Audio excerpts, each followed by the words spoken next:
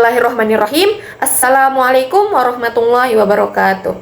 Perkenalkan, nama saya Anissa Nurjana dengan NIM 202405010101. Video ini saya buat untuk melengkapi tugas ulangan akhir semester mata kuliah Sejarah Pemikiran Ekonomi Islam yang diberikan oleh Bapak Dr. Munadi Idris ME.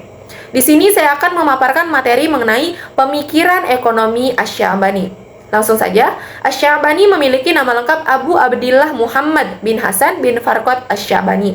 Ia lahir pada tahun 132 Hijriah atau sekitar 750 Masehi di kota Wasit, ibu kota Irak, dan merupakan salah satu murid utama Imam Abu Hanifah. Asy-Sya'bani dikenal sebagai ulama besar dalam bidang fikih, tetapi juga memiliki peran penting dalam perkembangan pemikiran ekonomi Islam, khususnya pada tingkat individu atau ekonomi mikro.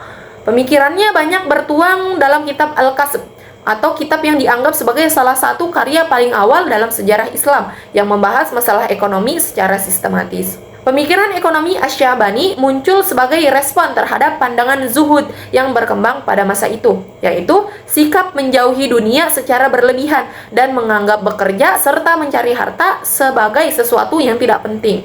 Asy-Sya'bani menolak pandangan tersebut karena menurutnya bekerja dan mencari penghasilan justru merupakan bagian dari ibadah selama dilakukan dengan cara yang halal dan tidak melanggar ajaran Islam. Dengan demikian, aktivitas ekonomi itu tidak boleh dipisahkan dari nilai-nilai moral dan juga agama.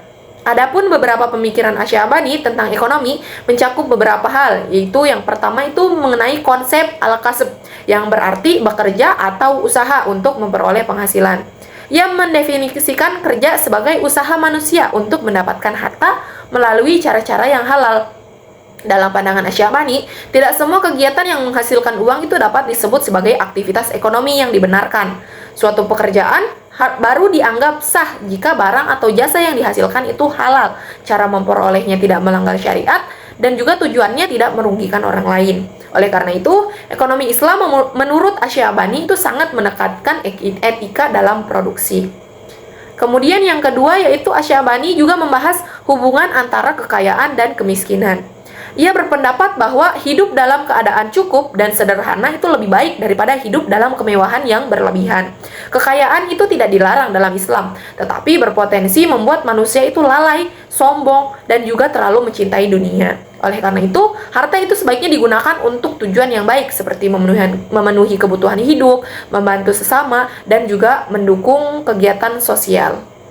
Sementara itu, kemiskinan yang dimaksud dengan Asy-Sya'bani itu bukanlah kondisi meminta-minta, melainkan keadaan cukup atau sesuai kebutuhan dasar. Kemudian dalam kegiatan ekonomi, Asy-Sya'bani itu mengelompokkan usaha manusia ke dalam bidang-bidang utama, yaitu meliputi pertanian, perdagangan, sewa-menyewa, dan juga distribusi. Di antara keempat bidang tersebut, Asy-Sya'bani itu memberikan perhatian lebih pada sektor pertanian. Menurutnya, pertanian adalah sektor paling penting karena menjadi sumber utama pemenuhan kebutuhan pokok manusia, seperti makanan, karena tanpa pertanian yang baik, sektor ekonomi lainnya itu tidak dapat berjalan dengan stabil. Kemudian, Asy-Sya'bani juga menjelaskan tentang kebutuhan dasar manusia. Menurutnya, manusia tidak dapat hidup dengan layak tanpa terpenuhinya 4 kebutuhan pokok, yaitu makanan, minuman, pakaian, dan juga tempat tinggal.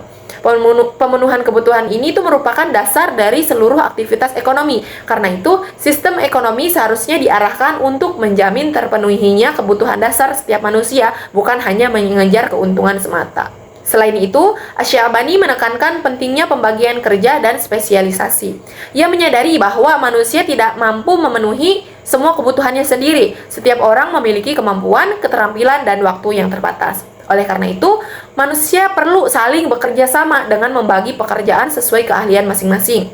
Melalui pembagian kerja ini, kegiatan ekonomi dapat berjalan lebih efektif dan kebutuhan masyarakat dapat terpenuhi dengan lebih baik. Sekian pemaparan materi mengenai pemikiran ekonomi Asy-Sya'bani. Kurang dan lebihnya mohon dimaafkan. Wabillahi taufiq wal hidayah. Wassalamualaikum warahmatullahi wabarakatuh.